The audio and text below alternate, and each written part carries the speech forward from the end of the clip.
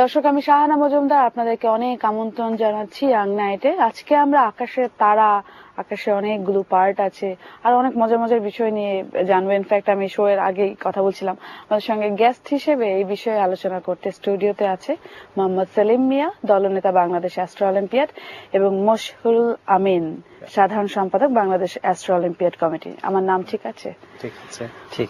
ঠিক আছে। তার আমরা এক কাজ করি, আমরা আলোচনায় চলে যাই। ইনফ্যাক্ট আমার অনেক প্রশ্ন আছে, শুরু থেকেই বলছিলাম, এবং আপনাদেরকে অনেক রকম প্রশ্ন করে আমি হয়তো বেশি বেশি প্রশ্ন করব, বিরক্ত না হয় আমাদেরকে উত্তর দেওয়ার চেষ্টা করবেন। ওকে দর্শক, আজকে আমাদের আলোচনার বিষয়টা হচ্ছে অ্যাস্ট্রো অলিম্পিয়াড, অ্যাস্ট্রোনমি। এটা নিয়ে অলিম্পিকের মতো একটা বিষয় হয়, যেটা আমার চেয়ে আমাদের গেস্টরা অফকোর্স, কারণ তাদেরকে আনা হয়েছে এই জন্য আপনাদের প্রশ্ন উত্তর দেওয়ার জন্য, তারা অনেক ভালোভাবে বুঝিয়ে বলবে যে বিষয়টা কি।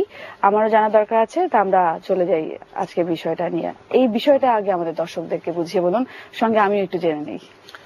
অ্যাস্ট্রো অলিম্পিয়াড বিষয়টা হচ্ছে অ্যাস্ট্রোনমি, আকাশের যে নক্ষত্রগুলো আমরা দেখি, এই নক্ষত্রগুলোকে দেখাটা হচ্ছে পর্যবেক্ষণ অ্যাস্ট্রোনমি। আর এই নক্ষত্রগুলো কবে জন্ম গ্রহণ করেছে, কবে মারা যাবে, কি অবস্থায় আছে, কতটা দূরে আছে, এগুলো হচ্ছে স্লো করে করে যদি বলা হয়, রাইট, এগুলো হচ্ছে অ্যাস্ট্রোফিজিক্স। অর্থাৎ একটা নক্ষত্রের জন্ম মৃত্যু, তার জীবন বৃত্তান্ত, এটা হচ্ছে অ্যাস্ট্রোফিজিক্স। এই অ্যাস্ট্রোনমি এবং অ্যাস্ট্রোফিজিক্স এর বিভিন্ন প্রশ্ন নিয়ে 14 থেকে 19 বছর বয়সের ছেলে মেয়েদেরকে পরীক্ষা নেওয়া হয়। সেই পরীক্ষা থেকে বাছাই করে আমরা যেমন করি, এই বছর 15টা জেলা শহরে করা হচ্ছে, সেখান থেকে তাদেরকে পরীক্ষাটা নেওয়া হবে। পরীক্ষা নির্বাচিত হলে ঢাকায় আসবে জাতীয় প্রতিযোগিতায় অংশগ্রহণ করতে। তারপর সেখান থেকে নির্বাচিত 5 জনকে আমরা রোমানিয়াতে হবে এবছর international astronomy and astrophysics olympiad, এবং অক্টোবরে হবে কাজাখস্তানে ইন্টারন্যাশনাল অ্যাস্ট্রোনমি অলিম্পিয়াড, সেখানে আমরা নিয়ে যাব। Okay fine. এখন আমি একটু ভেঙে ভেঙে প্রশ্ন করি। প্রথমে আপনি দর্শকদেরকে বলুন, এবং আমি জানতে চাই সেটা হচ্ছে অ্যাস্ট্রোনমি বিষয়টা কি, অল্প কথা, এবং তারপরে আমি আবার অলিম্পিয়াডটা মিক্সড করে দেন, মানে লাইক আজকে আমি আমার সুবিধায় জন্য প্রশ্নগুলো করব, আশা করি দর্শকের থেকে উত্তর পেয়ে যাবে। অ্যাস্ট্রোনমি বিষয়টা কি আসলে? অ্যাস্ট্রোনমি বিষয়টা হচ্ছে আমরা অন্ধকার রাতে খোলা আকাশের নিচে দাঁড়ালে আমরা যখন আকাশে অনেকগুলো তারাকে দেখতে পাই, নক্ষত্রগুলোকে দেখতে পাই, এই নক্ষত্রগুলো নিয়ে হাজার বছরের আগেই, হাজার হাজার বছর আগের মানুষরা অনেক গল্প তৈরি করেছিল। সেই গল্পগুলো দিয়ে তারা নামকরণ করেছিল সেই নক্ষত্রগুলোকে। এই নক্ষত্রগুলোকে নামকরণের মধ্য দিয়ে আজকের বিজ্ঞানীরা সেই নামগুলোকে রেখেছে, কারণ এই নামগুলো তাদের দেয়া, হাজার বছর আগের মানুষদের দেয়া নামগুলো দিয়ে আজকে তাদেরকে চিহ্নিত করা যাচ্ছে, শনাক্ত করা যাচ্ছে। এবং এই যে এই নক্ষত্রগুলোকে দেখতে পাওয়াটা, পাশাপাশি আমরা অনেক সময় দেখি হঠাৎ হঠাৎ একটা তারা এক জায়গা থেকে আরেক জায়গায় চলে যাচ্ছে, ছুটে যাচ্ছে, 3-4 সেকেন্ড, 5 সেকেন্ড, 10 সেকেন্ড, এমন একটা সময় দেখা যায়। এগুলো হচ্ছে উল্কা। তারপরে হালকা আকাশের নক্ষত্রের ছোট ছোট বিন্দু দেখা যায় অনেক চাদরের মতো, এটা হচ্ছে আমাদের মিল্কি ওয়ে গ্যালাক্সি। আচ্ছা, এই বিষয়গুলোই হচ্ছে অ্যাস্ট্রোনমি, অবজারভেশনাল অ্যাস্ট্রোনমি। আচ্ছা, আমরা যেটা দেখতে পাই এবং আমরা প্রায় বাচ্চাদেরকে দেখাই বা আমরা নিজেরা দেখি, আকাশে যে উজ্জ্বল বা একটু অনুজ্জ্বল বিভিন্ন রকম নক্ষত্র আছে, এই বিষয়গুলো নিয়ে আপনারা দেখেন। আমাদের সৌরজগতের গ্রহ কেউ আমরা দেখি আকাশে। তাহলে এই অল ওভার বিষয়টাকে আপনারা অ্যাস্ট্রোনমি বলছেন? হ্যাঁ, অবজারভেশনাল অ্যাস্ট্রোনমি। ওকে। আর এই এখন আমরা একটু অলিম্পিয়াডের দিকে আসি, এই বিষয়টা কি? এই বিষয়টা হচ্ছে এই যে আমি যেটা বললাম, শুধু দেখাটা, এই নক্ষত্রগুলোকে দেখতে পাওয়াটা বা এগুলোকে পর্যবেক্ষণ করা, এই অবজারভেশনাল অ্যাস্ট্রোনমি। পাশাপাশি এই অ্যাস্ট্রোনমির সঙ্গে অ্যাস্ট্রোফিজিক্স যুক্ত করে অ্যাস্ট্রোফিজিক্স যে বিষয়টা আসছে, যে নক্ষত্রগুলোর জন্ম মৃত্যু রহস্য জানা, বোঝা, এই বিষয়গুলো হচ্ছে অ্যাস্ট্রোফিজিক্স। এই অ্যাস্ট্রোনমি এবং অ্যাস্ট্রোফিজিক্স এর বিভিন্ন প্রশ্ন নিয়ে যে পরীক্ষাটা হয়, সেখানে অবজারভেশনাল রাউন্ড থাকে, ডাটা অ্যানালাইসিস রাউন্ড থাকে, পাশাপাশি থিওরিটিক্যাল রাউন্ড থাকে। এগুলো নিয়ে পরীক্ষা দিয়ে যে সবচেয়ে বেশি জানে, যে আমাদের প্রতিযোগী বন্ধু, তাদেরকেই আমরা নির্বাচিত করি Okay. পরবর্তী ধাপের জন্য। ওকে, আমি একদম নির্বাচিত বন্ধুর মধ্যে থাকবোই না, কারণ আমি 14 এত থেকে প্রশ্ন 19 করছি, আগেই বাদ হয়ে গেছে, তাই তো? Right. আর যদি থাকতামও তাহলে আগে আমাকে অনেক বেশি জানতে হতো, তারপরে যদি যাওয়া যায়। আচ্ছা, যাই হোক, 14 থেকে 19 আপনার কাছে একটু আসে। আপনি যেহেতু দলনেতা, এই বিষয়টা আপনারা অলরেডি দুটো দেশের কথা বললো, প্রথমে রোমানিয়া এবং তারপর কাজাখস্তান। Kazakhstan, right? এই কয়টা দেশ পার্টিসিপেট করবে? এখানে 40টারও বেশি দেশ পার্টিসিপেট করবে এবং Okay. দিন দিন এর কলবট বৃদ্ধি পাচ্ছে, আর অন্যান্য দেশ যুক্ত হচ্ছে। তো আমরা যেই আয়োজনটার উদ্দেশ্যটাই হচ্ছে যে আমাদের দেশের যেই তরুণ সমাজ তাদেরকে এটার সাথে ইনভলভ করা। Okay. আমাদের পাঠ্যপুস্তকে অ্যাস্ট্রোনমি নিয়ে কিন্তু ব্যাপক কোনো তথ্য নেই। তো আমরা এইভাবে আমাদের সংগঠনের মাধ্যমে চাচ্ছি যে আমাদের তরুণ সমাজরা এই জ্ঞান বিজ্ঞানের এই শাখায় তাদের অবদান রাখুক। আর Okay. সেই উদ্দেশ্যকে নিয়ে বাংলাদেশ অ্যাস্ট্রোনমিক্যাল অ্যাসোসিয়েশন এই অলিম্পিয়াডকে আয়োজন করে। ওকে, আপনাদের সংগঠনটা কবে হয়েছে বাংলাদেশে? 1988 থেকে 25 ইয়ার্স, মোর দেন 25 ইয়ার্স। Plus 25 plus 25 plus. আপনার মানে কত বছর ধরে এই পার্টিসিপেট করছেন অলিম্পিয়াডে? আর এটা আমাদের নবম আয়োজন। আমরা 2006 থেকে এই অলিম্পিয়াড নিয়মিত আয়োজন করছি এবং আমরা পৃথিবীর অনেকটি দেশে ইন্টারন্যাশনাল অলিম্পিয়াডে অংশগ্রহণ করেছি। আমাদের ছেলেমেয়েরাও খুব ভালো পারফরমেন্স করছে, প্রতিযোগিতায় অংশগ্রহণ করছে বিশ্বের অন্যান্য দেশের ছেলেমেয়েদের সাথে সম্পৃক্ত হয়ে। ইতিমধ্যে আমরা বেইজিং এ আমাদের 3 জন স্টুডেন্ট অনারারি মেনশন পেয়েছে। অনারারি মেনশন হচ্ছে যারা 60% এর উপরে মার্কস পায় অলিম্পিয়াডে, তারা। এটা আমাদের জন্য অনেক বড় একটা সম্মান। এবং এর মধ্যে আমরা 2012 সালে এশিয়া প্যাসিফিক অ্যাস্ট্রোনমি অলিম্পিয়াডের আয়োজন করেছি আমাদের কক্সবাজারে। সেখানেও আমাদের বাচ্চারা ভালো করেছে। তো আমাদের তরুণরা আসলে হচ্ছে খুব আগ্রহী, যদিও এই বিষয়ে আমাদের পাঠ্যপুস্তকে তেমন কোনো নেই, তথ্য নেই, কিন্তু তারা, আমরা যেখানেই যাচ্ছি বাংলাদেশের যে স্কুল কলেজগুলোতে, তারা প্রত্যেকেই খুব আগ্রহী, অভিভাবকরাও খুব আগ্রহী। আমরা সেই তাদের আগ্রহকে কাজে লাগাতে চাচ্ছি। ওকে, আচ্ছা, আপনি দুবার বললেন যে পাঠ্যপুস্তক নিয়ে। আমরা জিওগ্রাফি বলে যে সাবজেক্ট আছে সেটাতে আমরা খুব অল্প কিছুই পাই, উপরে ক্লাসে যদি না হয়। আপনারা 19 পর্যন্ত বেঁধে দিয়েছেন, 19 বছরের বাচ্চারা জিওগ্রাফিতে থেকে এক্স্যাক্টলি কতটুকু জানতে পারবে সেটা আমি বুঝতে পারছি না। কিন্তু আপনারা কি এরকম বলতে চাচ্ছেন যে এই বিষয়টার উপর স্পেশালি কোনো বই স্কুল বা কলেজে থাকার বিষয়? ওকে, আর এখানে আমি একটু বলি, সেটা হচ্ছে 1921 সালে যখন ঢাকা বিশ্ববিদ্যালয় প্রতিষ্ঠা করা হয়, তখন ম্যাথামেটিক্স ডিপার্টমেন্টের একটা অপশনাল সাবজেক্ট হিসেবে অ্যাস্ট্রোনমি ছিল। কিন্তু 79 এর পরে এই সাবজেক্টটা উঠিয়ে দেয়। 79 পর্যন্ত ছিল। কারণটা কি?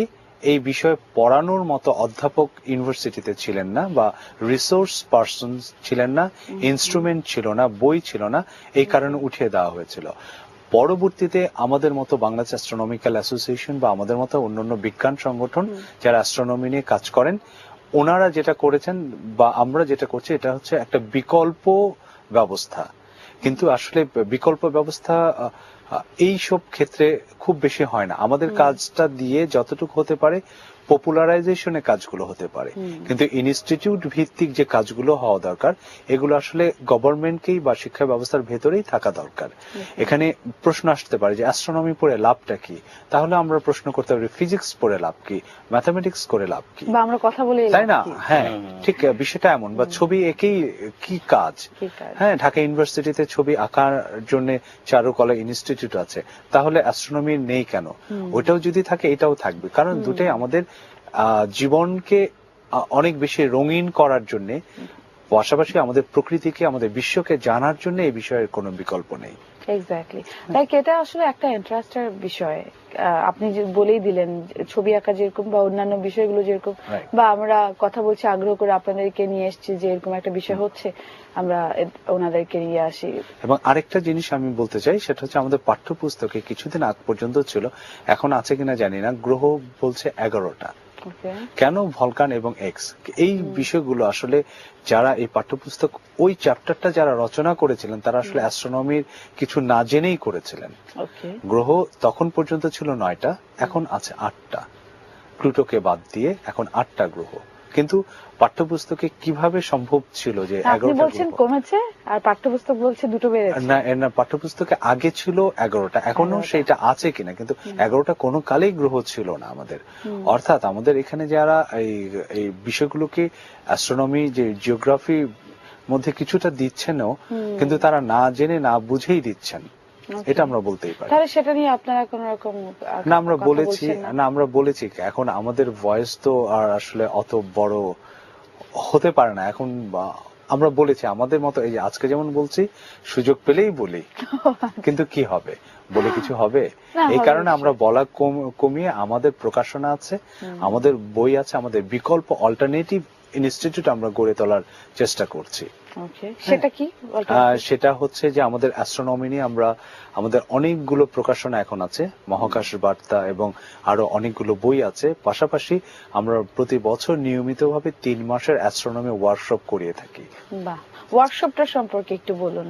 ওয়ার্কশপ হচ্ছে অ্যাস্ট্রোনমির বিভিন্ন বিষয় নিয়ে আমরা বিষয় ভিত্তিক সেমিনার আলোচনার আয়োজন করে থাকি। এটার সঙ্গে সম্পর্কিত ফিল্ম থাকে, আকাশ দেখার ক্যাম্প থাকে, আকাশ দেখানো হয়, সবকিছু মিলেই যে একজন যখন আসবে সে অ্যাস্ট্রোনমির প্রাথমিক বিষয়গুলো যেন জানতে পারে, বুঝতে পারে।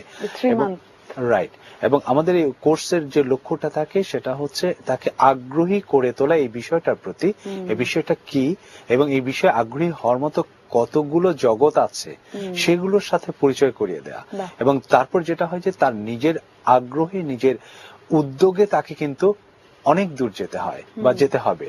কারণ আমাদের পক্ষে সম্ভব না যে হাজার হাজার কোটি টাকা খরচ করে অবজারভেটরি করা, এটা গভর্নমেন্টই শুধু করতে পারে অথবা বিশ্ববিদ্যালয়ই করতে পারে, কিন্তু আমাদের এখানে এখনো সেটা হয়নি, হয়তো অদূর ভবিষ্যতে হতে পারে, হয়তো হবে ভবিষ্যতে। আই হোপ হয়ে যাবে। আপনি প্রথমেই খুব মজা করে বলে ফেলেছেন যে লাইক এটা থাকা আর বাকি আঁকা আঁকি যেমন আছে, বা আমরা কথা যেরকম বলছি, বা অন্যান্য যে কোনো কিছু, চা খাচ্ছি, বসে আছি, বা নাটক দেখছি, ফিল্ম দেখছি, এগুলো কি আমাদের মনের জানালাগুলোকে খুলে দেয়, আমাদের জানাশোনা বোঝার বিশ্বটাকে আরো বড় করে তোলে। সেটার জন্য অ্যাস্ট্রোনমিটাও ঠিক তাই। সেটাই। আচ্ছা, 3 মাস ওয়ার্কশপের বিষয়ে আমরা একটু কথা বলি, যদি দর্শকদের কেউ আসতে চায়। ইনফ্যাক্ট আমি খুব আগ্রহ প্রকাশ করছি আসবার জন্য। কি করতে হবে? লাইক আপনাদের টাইম লিমিটেশনটা 3 মাসের মধ্যে কোথাও ব্রেক আছে কিনা, বা কত টাকা দিয়ে অ্যাডমিশন নিতে হবে, এই বিষয়গুলো যদি একটু বলেন। এটা যেমন আগামী মার্চের 9 তারিখে হচ্ছে ইউরি গ্যাগারিনের 80তম জন্মদিন। ওকে। ইউরি গ্যাগারিন, যিনি 1961 সালে 12 জুলাই মহাকাশে গিয়েছিলেন প্রথম মানুষ হিসাবে। হ্যাঁ, তার জন্মদিন উপলক্ষে বাংলাদেশ অ্যাস্ট্রোনমিক্যাল অ্যাসোসিয়েশন এবং এদিকে হচ্ছে রাশিয়ান এমবেসি, তাদের কালচারাল ডিপার্টমেন্ট, আমরা এবং বিজ্ঞান চর্চা কেন্দ্র নামে একটা সংগঠন আছে, আমরা এই 3টা প্রতিষ্ঠান একসঙ্গে হয়ে আমরা 9 তারিখ থেকে একটা প্রোগ্রাম শুরু করছি, মার্চের 9 তারিখ। এবং তখন আমাদের এই 3 মাসের ওয়ার্কশপটা থাকবে। কাউকে যদি অংশ নিতে হয় তাহলে আমাদের সঙ্গে যোগাযোগ করতে হবে। আমাদের অ্যাস্ট্রোনমিক্যাল অ্যাসোসিয়েশনের যে আমাদের সাধারণত আমাদের প্রকাশনা যেখানে পাওয়া যায়, প্যাপিরাস নামে একটা বইয়ের দোকান আছে আদি সুপার মার্কেটে, সেখানে ফর্ম দেয়া থাকে। 2000 টাকা দিয়ে অ্যাস্ট্রোনমিতে আগ্রহী যে কেউ অংশগ্রহণ করতে পারে। ওকে। আপনাদের তাছাড়া প্যাপিরাস ছাড়া আপনাদের কোনো অ্যাড্রেস? 75 সায়েন্স ল্যাবরেটরি রোড হচ্ছে আমাদের অফিস, আর ওয়েবসাইট হচ্ছে ফেসবুকে গেলে অ্যাস্ট্রোনমিক্যাল, বাংলাদেশ অ্যাস্ট্রোনমিক্যাল অ্যাসোসিয়েশন, ব্র্যাকেটে থাকবে অফিসিয়াল। কারণ আমাদের অনেক মেম্বার আমাদেরকে ভালোবেসে তাদের অনেক অ্যাসোসিয়েশন উপর অনেকগুলো পেজ আছে, কিন্তু আমি দর্শকদের বলবো অফিসিয়াল যেখানে ব্র্যাকেটে দেখবেন সেখানে আমরা সরাসরি সমস্ত কিছু প্রোগ্রাম ইনফরমেশন অনেক আগেই দিয়ে থাকি, ফলে সেটা পাবেন। আর আরেকটা কথা, আমি অ্যাড্রেসটা আরেকবার বলতে হবে। এটা হচ্ছে বাংলাদেশ অ্যাস্ট্রোনমিক্যাল অ্যাসোসিয়েশন, ব্র্যাকেটে অফিসিয়াল থাকবে, ফেসবুক গ্রুপ। হ্যাঁ, আর অ্যাস্ট্রো অলিম্পিয়াডে একটা কথা বলা হয়নি যে এবারের অ্যাস্ট্রো অলিম্পিয়াড আমরা 3টা সংগঠন একসঙ্গে যৌথভাবে করছি, Bangladesh astronomical association, heritage school এবং নারায়ণগঞ্জের একটা স্কুল, হেরিটেজ স্কুল। তারা আবার আমাদের টাইটেল স্পন্সরের সাথেও আছে, ডেইলি স্টার এবং হেরিটেজ স্কুল, তারা মিলে আমাদের এই প্রোগ্রামটা স্পন্সর করছে। এবং আরেকটা আমাদের সংগঠন, সেটা হচ্ছে বিজ্ঞান আন্দোলন মঞ্চ। আমরা এই 3টা প্রতিষ্ঠান একসঙ্গে হয়ে বাংলাদেশের 15টা জায়গায় এবারে আমাদের প্রতিযোগিতা হচ্ছে। এবং এখান থেকে যারা বিজয়ী হবে তাদের 5 জনকে আমরা নিয়ে যাব, কিন্তু 3 জনের সম্পূর্ণ খরচ আমরা বহন করব, অর্থাৎ টিকিটটা। Okay. রোমা নিয়ে যাওয়ার যে একটা টিকিটটা বাচ্চার জন্য সেটা এটা খুবই ইন্টারেস্টিং হ্যাঁ, একটা বিষয়। আচ্ছা, আমরা অনেক কিছু আমরা জেনেছি, আমরা এখন একটা ছোট ব্রেকে যাব, আর অবশ্যই। ব্রেক থেকে এসে দলনেতার সঙ্গে বেশিক্ষণ কথা বলবো। আমি এত বেশি ওনাকে প্রশ্ন করেছি, আপনাকে প্রশ্নই করতে পারিনি। ওকে দর্শক, আমাদের সঙ্গে থাকুন, আমরা ছোট্ট একটা ব্রেকে যাচ্ছি।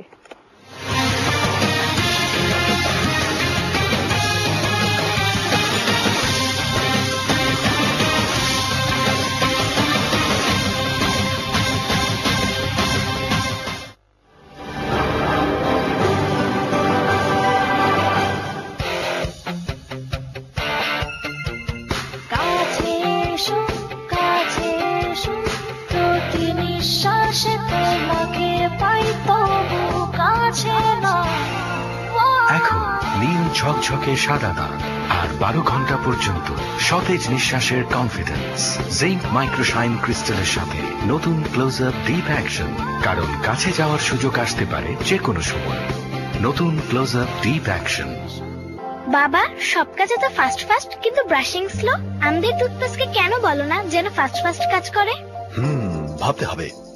টুথপেস্ট ফাস্ট কাজ করতে পারে, যেমন আপনার পেপসোডেন্ট। এজন্যই পেপসোডেন্ট মাত্র 2 মিনিটে 95% জীবাণু দূর করে। আপনি কি আপনার টুথপেস্ট নিয়ে 2 মিনিট ভেবেছেন? Pepsodent germi check.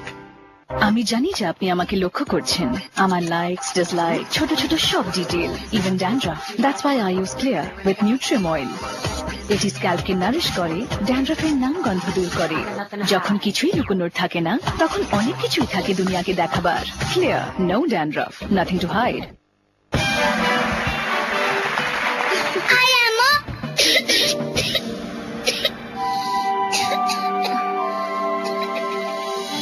আরে আবার সর্দি কাশি? সোয়েটার তো পরিয়েছিলাম। অন্য কিছুর কারণেও হতে পারে। সর্দি কাশি হাতের অদৃশ্য জীবাণু থেকেও হতে পারে। তো অ্যাডভান্সড লাইফ বয় সর্দি কাশির মতো 10টি রোগ সংক্রমণকারী জীবাণু থেকে দেয় সুরক্ষা। আবারও অ্যাক্টিং করছি। অ্যাডভান্সড লাইফ বয়। দেখ, আমার ফেয়ারনেস এখান থেকে এখানে বেড়ে গেছে।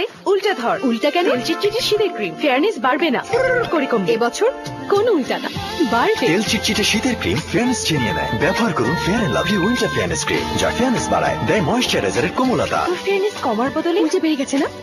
Told you. Fair and Lovely winter fairness cream. শীতে শুষ্ক ত্বকের জন্য চাই সাধারণ যত্নের চেয়ে বেশি কিছু। চাই ত্বকের সুস্থতা, আর তাই জেলির মাইক্রো ড্রপলেট সমৃদ্ধ ভ্যাসলিন টোটাল ময়েশ্চার, যা ত্বকের ময়েশ্চারকে করে 3 গুণ আর শুষ্ক ত্বককে সুস্থ করতে সাহায্য করে। আপনার শুষ্ক ত্বক হয়ে ওঠে সুস্থ। এই হলো ভ্যাসলিনের ত্বক সুস্থ করার শক্তি। কাছে এসো, কাছে এসো, প্রতি নিঃশ্বাসে তোমাকে পাই, তবু কাছে না। এখন নীল ঝকঝকে সাদা দাগ আর 12 ঘন্টা পর্যন্ত সতেজ নিঃশ্বাসের কনফিডেন্স। জিঙ্ক মাইক্রোশাইন ক্রিস্টালের সাথে নতুন ক্লোজ আপ ডিপ অ্যাকশন, কারণ কাছে যাওয়ার সুযোগ আসতে পারে যে কোনো সময়। নতুন ক্লোজ আপ ডিপ অ্যাকশন।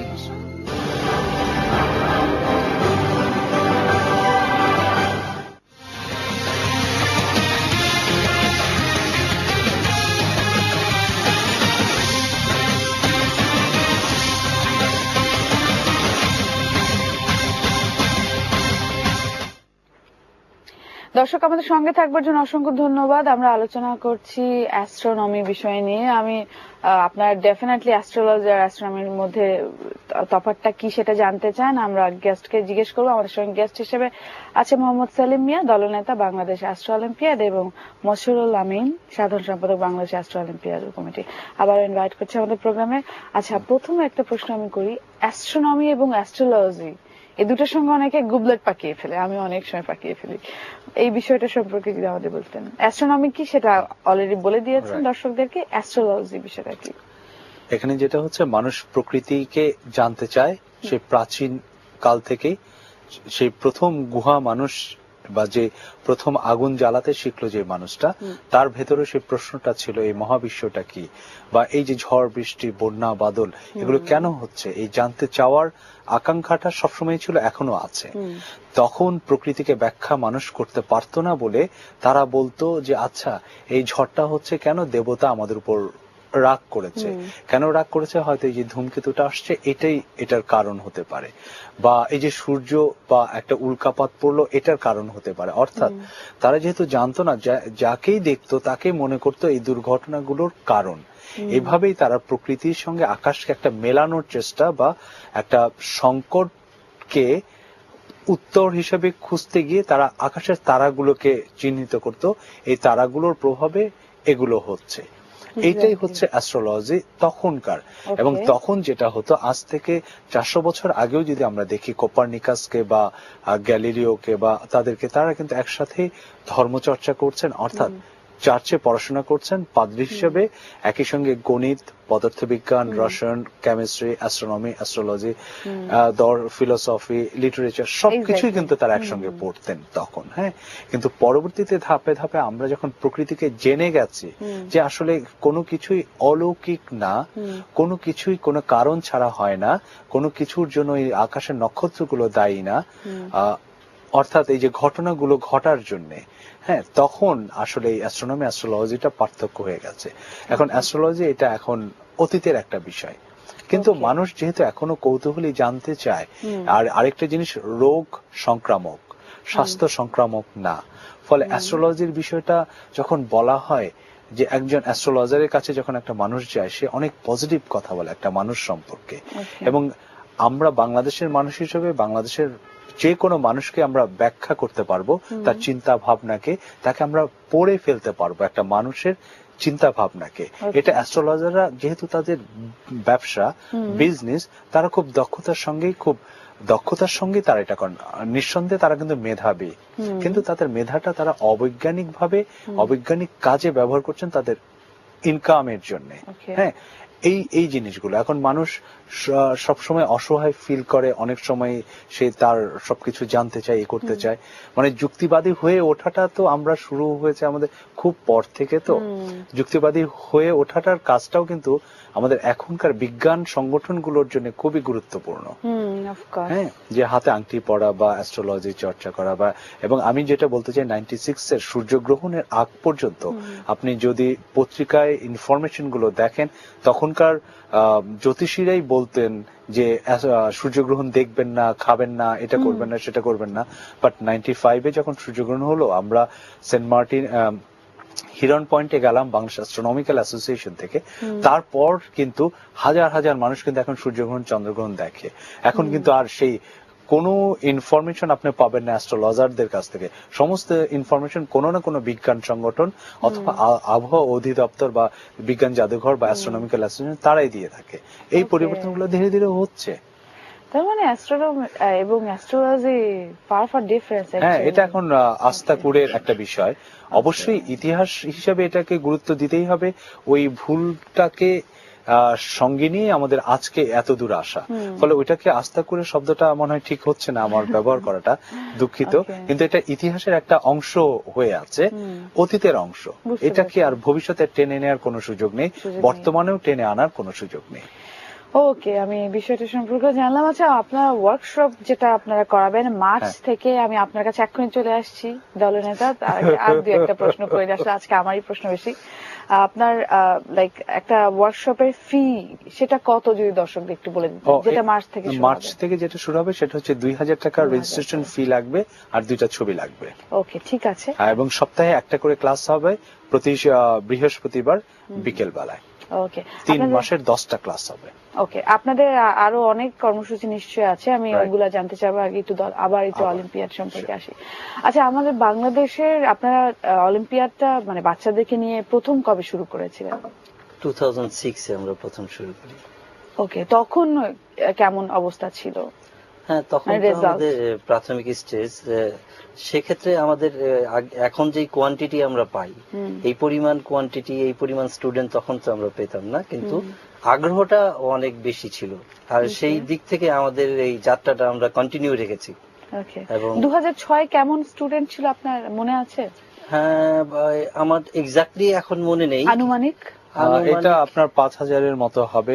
সব তখন 6টা বিভাগীয় শহর ছিল, সব মিলে 5,000 ছিল। 5,000 কারণ প্রথমবার তো আমাদের সর্বোচ্চ পরিমাণ কি বলে মনোযোগ, আমাদের সর্বোচ্চ পরিমাণ শক্তি দিয়ে আমরা সেই কাজগুলো করেছিলাম ওকে। এবং সেটা অনেক বেশি গোছালো ছিল প্রথম কাজ হিসাবে। ওকে। আর এখন এই এত বছর পরে আপনাদের সংখ্যা কিরকম? এখন আমরা 31 তারিখের পরে বলতে পারবো যে এই বছরের সংখ্যাটি কতটুকু, তবে অনেক বেশি, 10,000-এর মানে উপরে। রেজিস্ট্রেশন প্রক্রিয়া কিন্তু এখনো চলছে। ও আচ্ছা, এখন চলছে। আমরা তো এখন জেলা এবং বিভাগীয় শহরে প্রতিযোগিতাটি চলছে। এটা এই প্রসেসটা একটু আমাদেরকে বলুন। এই কিভাবে প্রসেসটা করছেন? হচ্ছে আমাদের কর্মীরা স্কুলে স্কুলে যাচ্ছে, সেখানে গিয়ে তাদের প্রধান শিক্ষক এবং টিচারদের সাথে যোগাযোগ করছে, পাশাপাশি স্টুডেন্টদের সাথে যোগাযোগ করছে, স্টুডেন্টদের নিয়ে সেমিনার করছে, প্রস্তুতিমূলক ক্লাস করছে, মানে বিষয়টা আপনারা বোঝাবার চেষ্টা করছেন, যেমন আমাকে আজকে বলছেন এবং দর্শকদেরকে বোঝাচ্ছেন, তাই তো? তারপর তাদের আগ্রহ ক্রিয়েট করিয়ে ওখান থেকে হয়তো একটা টিম তৈরি করে আসলো। বিষয়টা তারা রেজিস্ট্রেশন করছে বিভিন্ন স্কুলের নামে, এবং রেজিস্ট্রেশন কিন্তু ফি ছাড়া একদম সবার জন্য উন্মুক্ত, সবার জন্য উন্মুক্ত এবং ফ্রি। তবে 14 থেকে 19 বছরের মধ্যে হতে হবে অবশ্যই। 14 থেকে অবশ্যই 14 থেকে। তাদেরকে নিয়ে আমরা জেলা এবং বিভাগীয় পর্যায়ের যে প্রতিযোগিতা, সেখান থেকে বাছাই করে আমাদের জাতীয় পর্যায়ের প্রতিযোগিতাটি। কজন আসবে জাতীয় পর্যায়ে? আমাদের এবছর 300-র উপরে পার্টিসিপেন্ট আসছে। এবছরের প্রতিযোগিতাটি আমরা ঢাকার বাইরে করছি। সাধারণত প্রতি বছর আমরা ঢাকায় করে থাকি, কিন্তু এই অ্যাস্ট্রোনমিকে আরো বেশি পপুলার করার জন্য আমরা এখন থেকে নিয়মিত ঢাকার বাইরে বিভিন্ন জেলায় জাতীয় প্রতিযোগিতাটি আয়োজন করে থাকবো। এবছর আমরা নারায়ণগঞ্জের হেরিটেজ স্কুলে করছি, আগামীতে আমরা আরেক ডিস্ট্রিক্টে যাব। ওকে। এই 300 জন থেকে তারপর আপনারা বাছাই করে কজনকে নিয়ে যাবেন? ফাইনালি তো আপনারা 3 জনকে আপনাদের সংগঠন থেকে পুরো পেমেন্টে আপনারা মানে স্কলারশিপটা আপনারাই দিচ্ছেন, আর বাকি কজনকে আপনারা নিয়ে যাচ্ছেন? আমরা টোটাল 30 জনকে বাছাই করব, তো তাদেরকে আবার 3 মাসের একটা ক্লাস আমরা নিজেরাই করাবো। ওটাও কি না, ওইটা টাকা পয়সা লাগবে না, আমাদের দায়িত্বেই। কারণ এই 30 জন যাতে খুব ভালো করতে পারে সেটা আমরা চেষ্টা করব। সেখান থেকে আমরা 5 জন করে 2টা টিম তৈরি করব এবং সেখানে প্রথম 3 জনের টাকাটা আমরা দেব। হ্যাঁ, আর অন্যরা যদি তাদের খরচ টিকিট বহন করতে পারে তাহলে তারা যাবে, আর না হলে অন্য 30 জনের পেছন দিকে যারা থাকবে তারা চাইলে তারা আসতে পারে, এমন একটাই। আর আমাদের এই থিওরিটিক্যাল ক্লাসগুলো নেয়ার জন্য আমাদের আরেকজন দলনেতা আছেন, উনি হচ্ছেন প্রকৌশলী সুকল্যাণ বাছাল। উনি সায়েন্স মিউজিয়ামের অ্যাসিস্ট্যান্ট কিউরেটর এবং অ্যাস্ট্রোনমি অ্যাস্ট্রোফিজিক্স বিষয়ে উনি মানে সেই 25 বছর ধরেই আমাদের সঙ্গে অ্যাস্ট্রোনমিক্যাল অ্যাসোসিয়েশনের সঙ্গে উনি কাজ করে যাচ্ছেন এবং নিজস্ব ব্যক্তিগত উদ্যোগে উনি পড়াশোনা করে যাচ্ছেন। এবং আমরা আশা করি যে এইবার আমরা আসলে সঠিক যোগ্য দলনেতা আমরা পাচ্ছি অ্যাস্ট্রো অলিম্পিয়াডের জন্য। অবশ্যই। আচ্ছা, এবার আপনাদের রেজাল্ট কি আশা করছেন? আমরা রেজাল্টটা হচ্ছে আগামী 6 মান্থ টিল অগাস্ট আর কি। অ্যাকচুয়ালি আমরা বিভিন্ন ধরনের কর্মকাণ্ড পরিচালনা করব, তো আমরা আশা করছি এবার একটা ভালো রেজাল্ট করতে পারবে আমাদের বাচ্চারা, এবং আমরা এই জন্য অল আউট একটা প্রিপারেশন নিয়েছি যাতে কোনোভাবেই যেন মিস না হয়। আমরা যেন আন্তর্জাতিক অলিম্পিয়াডে আমাদের বাচ্চারা যেন একটা ভালো পদক নিয়ে আসতে পারে, বাংলাদেশের মর্যাদা যেন রাখতে পারে। হ্যাঁ, ডেফিনেটলি। আজকে তো আমি অনেক কিছু নতুন অনেক কিছুই জানলাম যেগুলো আমিও আসলে জানতাম না। সবচেয়ে মজার বিষয় হচ্ছে যে এটা এমন একটা প্ল্যাটফর্ম, সমগ্র বিশ্বের যে অ্যামেচার অ্যাস্ট্রোনমার এবং যারা বিশেষজ্ঞ আছেন, বিভিন্ন ইউনিভার্সিটির প্রফেসর, তারা এখানে একটা গেট টুগেদার হয়, আইডিয়া নলেজের একটা শেয়ারিং হয়। তো আমাদের তরুণদের জন্য আমি মনে করি যে এটা অনেক বড় একটা ডোর, যেটা যে ডোর দিয়ে তারা অনেক দূর যেতে পারে। কিন্তু 14 থেকে 19 কিন্তু যারা বড়রা কেউ আসতে চাইলে কি করবে? বড়রা অবজারভার হিসেবে আমাদের সঙ্গে যেতে পারে, মানে অলিম্পিয়াড না, শিখবার জন্য যেতে পারে। মানে আমাদের অভিভাবক হিসেবে আমাদের সঙ্গে হয়তো যেতে পারবে, এরকম একটা ব্যাপার। বাট আমরা সবার জন্য ওপেন রাখছি না, কারণ আমাদের আদম ব্যবসার একটা ওই বিষয়ে যাতে না চলে যায়। হ্যাঁ, এইটা একটা। আর আরেকটা জিনিস যে এই আমরা অনেক বেশি মানে কি বলে যে আনন্দিত বা একটা ভালো লাগা কাজ করে, এক ধরনের অহংকারও কাজ করে যে আমাদের এই অ্যাস্ট্রোনমি অলিম্পিয়াড যেটা হয় ইন্টারন্যাশনালি, এখানে যারা আসেন এমনও লোক আছেন যারা এই প্লুটোকে গ্রহ থেকে বাদ দেওয়ার দায়িত্বটা পালন করেছেন ঐতিহাসিকভাবে। তারা কিন্তু একটা গুরুত্বপূর্ণ ব্যক্তি, তাদেরকে কিন্তু আমরা এই অলিম্পিয়াডে পাচ্ছি, বাচ্চারা পাচ্ছে, সবাই পাচ্ছে। অর্থাৎ সেখানে কিন্তু আমরাই শুধু বাংলাদেশ থেকে অ্যামেচার অ্যাস্ট্রোনমার। আচ্ছা, আমাদের একদমই সময় নেই। আপনাদের আরেকটা খুব মজার প্রজেক্ট আছে, সূর্য দেখা বা কিছু একটা, সূর্য উৎসব, বা খুব অল্প কথায় যদি আপনি এটা আমাদের দর্শকদের বলেন। সূর্য উৎসব হচ্ছে আমরা বছরের প্রথম সূর্যকে দেখার জন্য বাংলাদেশের বিভিন্ন প্রান্তে চলে যাই, অ্যাডভেঞ্চার ক্যাম্পিং করে গিয়ে তাঁবু নিয়ে যাই এবং পাহাড়ে জঙ্গলে হেঁটে বেড়াই, যেখানে কোনো মানুষ নাই, যেখানে কোনো টয়লেট নাই, যেখানে নিজেদের রান্না বান্না করতে হয়, ঝোপে জঙ্গলে কাজ সারতে হয়, আচ্ছা এই ট্রেকিং করতে হয়। এইভাবেই আমরা চলে। কি করতে হবে আমাদের দর্শক? সেটার জন্য যারা অ্যাডভেঞ্চার পছন্দ করেন, যারা মনে করেন যে একদমই বা যেখানে যাব সেই অনুযায়ী সেই জায়গার সাথে নিজেকে খাপ খাইয়ে নিতে পারবো, তাদের জন্য আমাদের। তারা তো আসবে, কিন্তু প্রসেসটা কি হবে? কোনো ফর্ম ফিল আপ বা পেমেন্টের বিষয়? এটা হচ্ছে আমাদের প্রতি বছর জানুয়ারির 1 তারিখ আমাদের প্রোগ্রামটা হয়। তো আমাদের অ্যাসোসিয়েশনের সঙ্গে যোগাযোগটা যদি রাখতে পারে যে mohakash.milan@gmail.com, mohakash@milan, mohakash.milan MILAN Milan @gmail.com, এখানে যদি মেইল করেন তাহলে জানতে পারবেন যে হ্যাঁ কিভাবে এটা করতে হবে। Total process. রাইট। ওকে, এখন একদম আমাদের প্রোগ্রাম সময় শেষ হয়ে গেছে। যদি কিছু বলে শেষ করতে চান, দলনেতা প্রথমে বলবেন, আপনি একটু বলবেন খুব অল্প কথা, কয়েক সেকেন্ড করে। আমি বাংলাদেশের তরুণদের উদ্দেশ্যে বলবো যে আমরা সবাই দেশকে ভালোবাসি, আর দেশকে যদি ভালোবাসতে পারি তা আমাদের জ্ঞান বিজ্ঞানের বিভিন্ন শাখায় আমাদের অবদান রাখতে হবে। সেই অবদানের একটা প্ল্যাটফর্ম হচ্ছে আমাদের এই অলিম্পিয়াড। এই অলিম্পিয়াডের মাধ্যমে তোমরা আসবে এবং নিজেদেরকে বিকাশ করবে বিশ্ব সবাই, যাতে আমরাও একটা সমৃদ্ধশালী জ্ঞান বিজ্ঞানের শাখায় আমরা যেন অবদান রাখতে পারি, বাংলাদেশের মর্যাদা রাখতে পারি। অবশ্যই আমিও ডেফিনেটলি আশা করব সেটা এবার রেজাল্ট অনেক ভালো হবে এবং তারপর আপনাদেরকে আবার আমরা আমাদের শোয়ে নিয়ে আসবো। আপনি কিছু যদি বলেন।